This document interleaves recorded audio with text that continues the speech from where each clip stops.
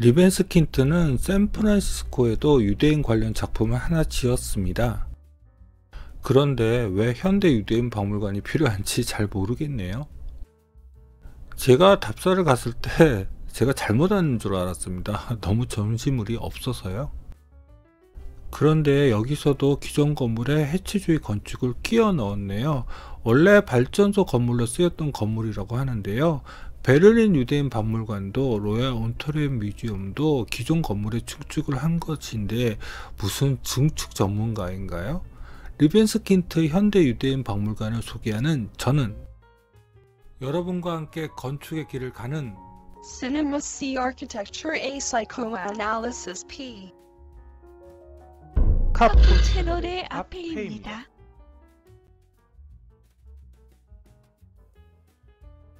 샌프란시스코는 같은 태평양 연안에 접해 있는 로스앤젤레스하고는 도시 구조도 다르고 느낌뿐만 아니라 날씨도 좀 다른 것 같았습니다.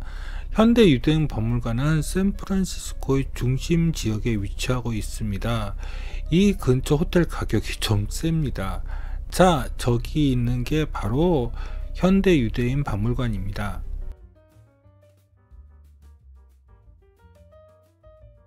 현대 유대인 박물관은 전에 소개시켜드린 샌프란시스코 현대미술관 바로 근처입니다. 걸어서 한 5분도 안 되는 거리입니다. 2015년 답사 때는 이 두 작품을 쉽게 보기 위해서 여기 호텔에 숙소를 잡았습니다. 지상에서 보기에 현대 유대인 미술관은 사실 잘 인지가 안 됩니다. 리벤스킨트가 디자인한 증축 부분이 이렇게 한쪽으로 치우쳐져 있어서요. 그래서 여기 현대 유대인 박물관이 있다는 사실을 모르시면요, 그냥 근대 건축물이 하나 있나 보다 하고 그냥 지나칠 수도 있습니다. 그런데 원래 박물관 건물이라고 하는데 전혀 박물관 건물처럼 느껴지지는 않네요. 저기가 바로 현대 유대인 박물관의 정문입니다. 근데 무슨 오피스 건물 입구 같은 느낌이더라고요. 문제는 리벤스킨트가 디자인한 중요한 기울어진 사각형 메스가 주변 건물에 가려져 광장 쪽에선 잘 보이지 않는다는 것입니다. 하지만 여기서 샌프란시스코 현대미술관은 잘 보이지요. 그런데 2015년 답사를 갔을 때는 내부 수리 중이라서 제대로 못 보고 2022년 다시 가서 볼 수 있었습니다. 전 콘텐츠에서도 이야기한 바가 있지만 어쩌다 보니 리벤스킨트가 디자인한 작품 중 기존 건물에 증축된 작품만 3개를 보게 되었네요. 그게 좀 많이 아쉬웠습니다. 그리고 많은 해체주의 건축가들이 디지털 건축가로 발전되었는데 그는 내부를 들어가 볼까요? 아까 전 보여드린 박물관 입구는 바로 이쪽입니다. 저기가 바로 정문 출입구입니다. 그리고 이 사진을 찍은 위치는 뮤지엄샵 내부입니다. 입구 근처에는 카페가 위치하고 있고요. 저 사진은 아까 전 사진을 찍은 뮤지엄샵입니다. 그리고 이쪽은 박물관 구간의 내부 벽체 모습이고요. 뮤지엄샵 쪽으로 일단 가보겠습니다. 뮤지엄샵 내부입니다. 여기서 박물관 티켓도 팔았던 것으로 기억하는데 정확하지는 않네요. 그런데 여기서 파는 기념품들은 영 마음에 들지 않더군요. 솔직히 박물관은 어떤 의도로 지었는지도 잘 모르겠습니다. 박물관 지상층에도 전시장이 있습니다. 이쪽 전시장으로 가보시죠. 바로 저 중앙 계단 안쪽에 전시장이 있습니다. 여기는 에이미 와인하우스의 가수 인생을 소개하는 전시장인데요. 근데 여기서 그녀가 유대인인 줄 알았네요. 대단한 천재 아티스트라고 칭송하고 있기는 한데 그다지 와닿지는 않았습니다. 여기서 이쪽으로 가시면 에듀케이션 센터라고 있습니다. 그런데 뭘 교육하는지 그것도 잘 모르겠더라고요. 한쪽에 무슨 유치원 교육 공간 같은 것이 하나 있기는 한데요. 이게 여기에 왜 있을까요? 그리고 디자인적으로도 뭐 그렇게 신박하지도 않았고요. 이런 게 유대인 교육인가요? 어찌되었건 그 비싼 땅을 가지고 이렇게 근사하게 현대 유대인 박물관이라는 이름까지 붙였는데 글쎄요.